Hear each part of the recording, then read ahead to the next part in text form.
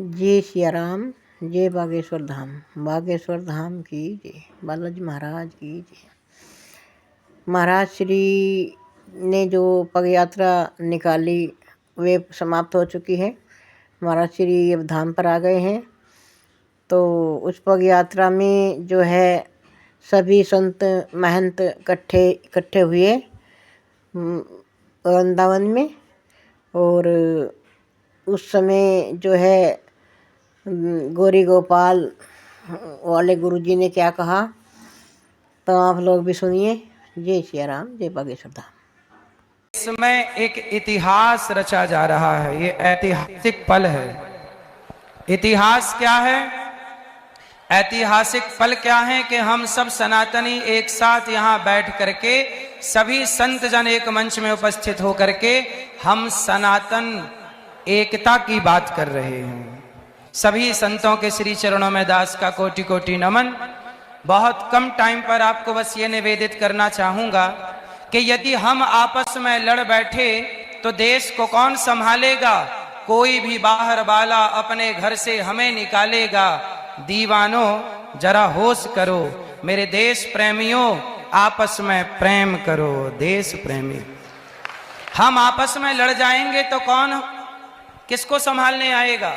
इसलिए हमें आपस में मिलजुल के रहना है।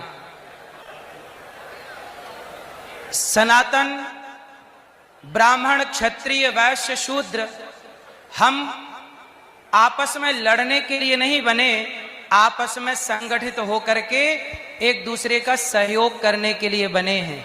हम आपस में लड़ गए तो हमारी लड़ाई का फायदा अंग्रेजों ने उठाया। फूट डालो शासन करो।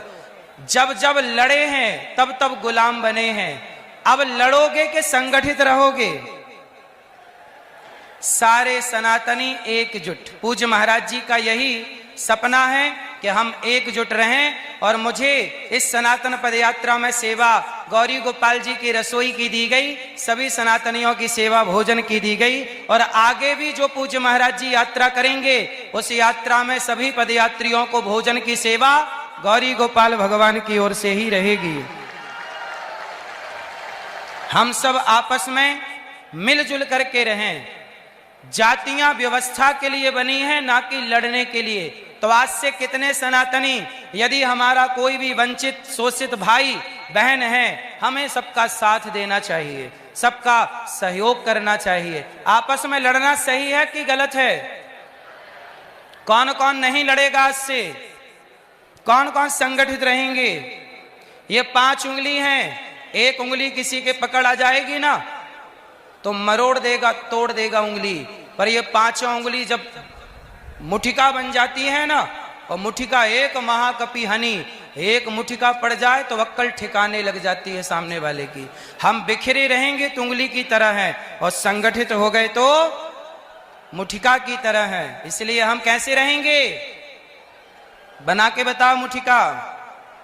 ऐसे रहोगे? सनातनी कोई जातवाद का जहर तो ना घोलने पावेगा बीच में। ब्राह्मण कौन है? हमारा भाई। हम कितने भाई हैं? 4।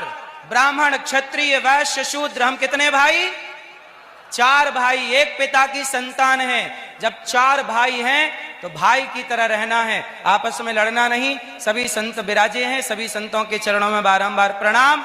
हम सब एक रहें, नेक रहें, मिलजुल के सनातन की सेवा करें। पूज्य बागेश्वर धाम वाले महाराज जी को बहुत बहुत साधुवाद, धन्यवाद कि सनातन को जोड़ने का इतना बड़ा प्रयास इन्होंने किया। तालियां बजाकर पूज्य महाराज जी का स्वागत, वंदन, अभिनंदन करें। और आप सबका यह आशीर्वाद सभी सनातनियों पे बना रहे, अपने पे भी बना रहे, सनातनियों पे बना रहे, और सभी संतों का आशीर्वाद आप पे बना रहे। जय गौरी गोपाल, जय श्री कृष्णा। बोलिए गौरी गोपाल भगवान की। श्री वृंदावन धाम की। राधे राधे।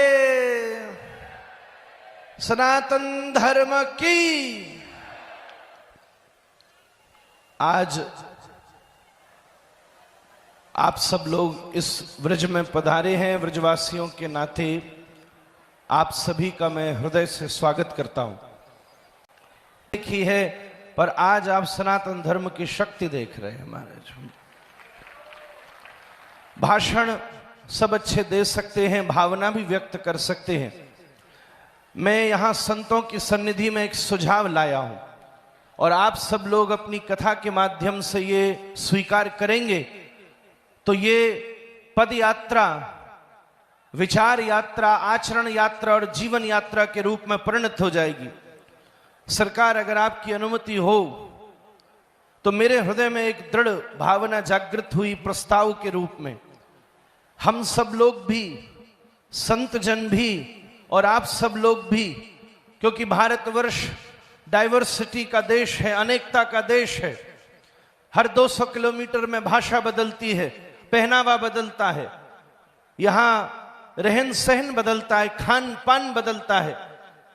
इस व्रज में ही लगभग 3-4 प्रकार से व्रजभाषा बोली जाती है।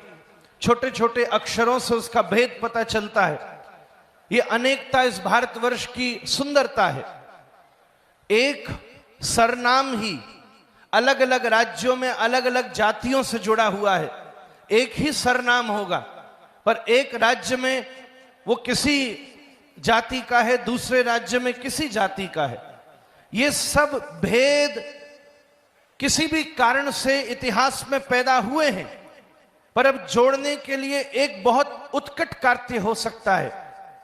हम सब लोग अपने जब नाम का प्रयोग करते हैं, अपने नाम के प्रारंभ में बड़े बड़े आचार्य और बड़ी बड़ी उपाधियों से अपने नाम को प्रयुक्त करते हैं, अच्छी बात है।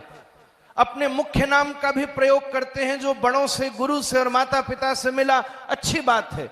अपने उपनाम, सरनाम, शर्मा, गुप्ता, वर्मा, इस सब का प्रयोग करते हैं जो हमारे कुल कुटुंब और परिवार का परिचय देता है।